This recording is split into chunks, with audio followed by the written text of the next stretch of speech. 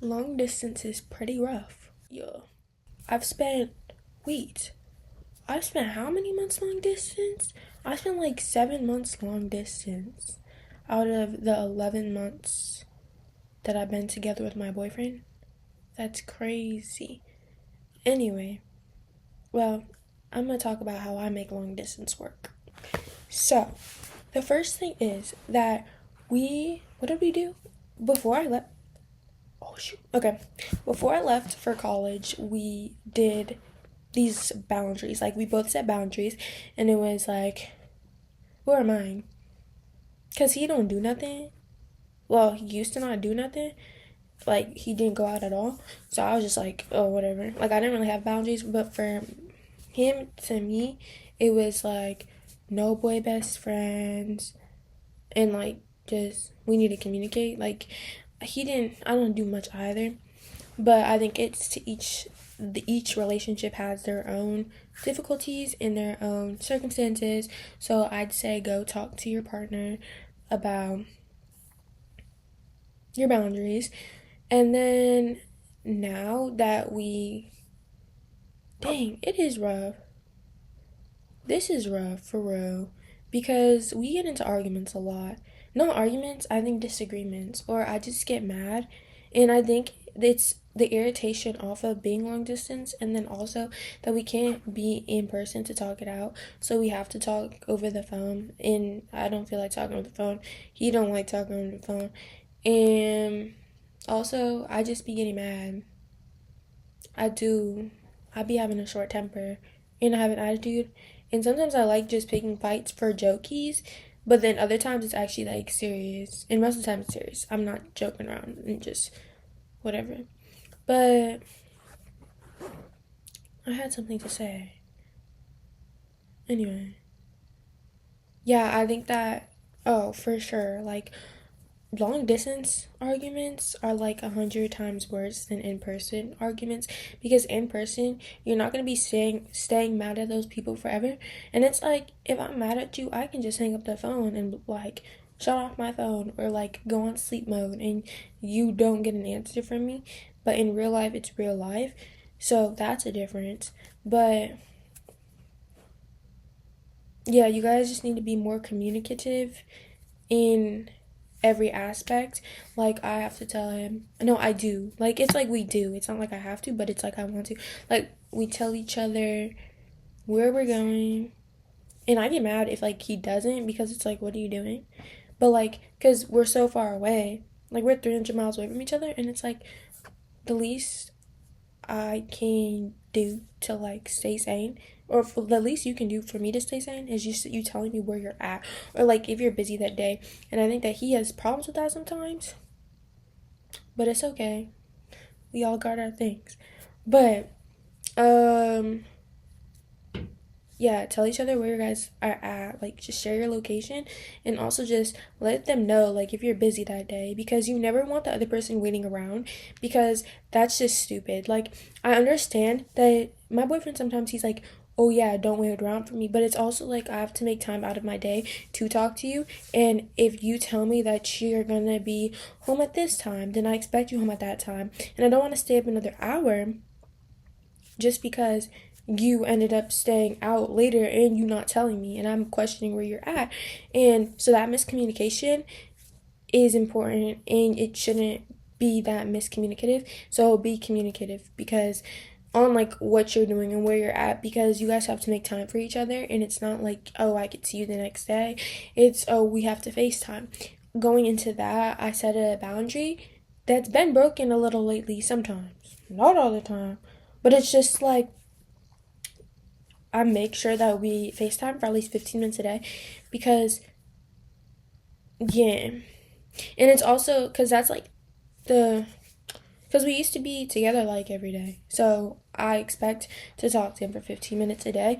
And if FaceTime doesn't work, and if we're actually really busy, then we could just go on, I mean, text maybe, but I don't go without like 2 days without actually like FaceTiming him. And then, what's it called? Um,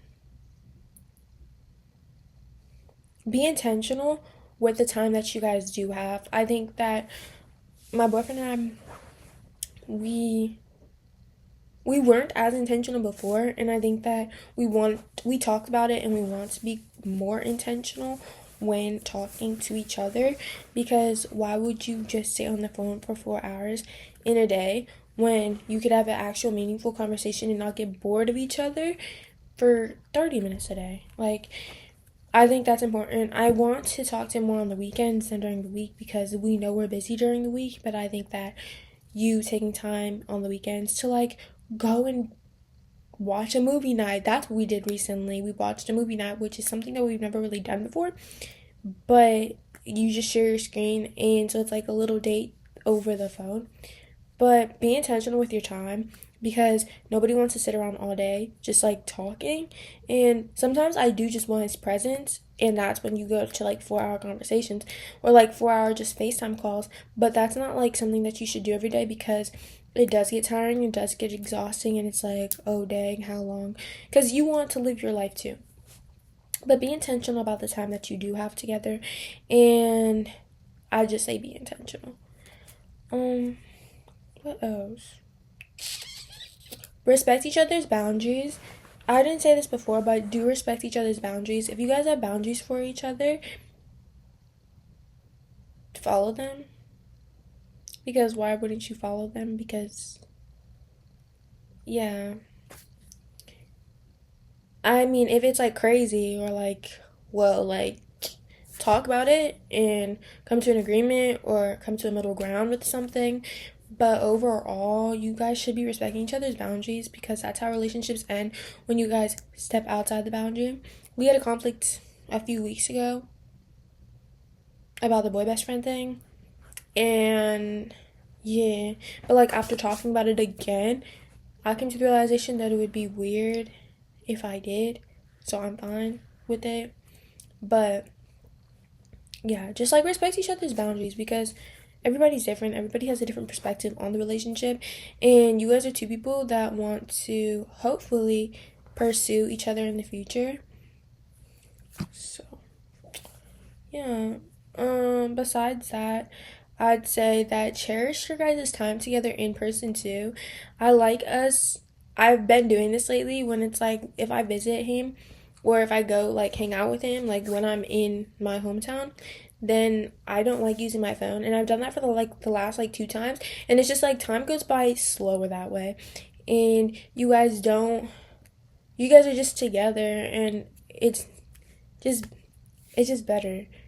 Because if you're on your phone with them, like, what's the point? Because you guys are on your phone every single time you're with them on FaceTime or messages or something like that. But actually spending quality time in person together, it just makes it better. And also, when you're in town, you guys should go on a date or something. Because, I mean, I'd want to say that I would like to go on a date like every month or something. But that's not really possible on FaceTime. But just make that effort to do something like once a month. Or like when you're in person, then you guys should go on a date or something instead of just sitting inside. But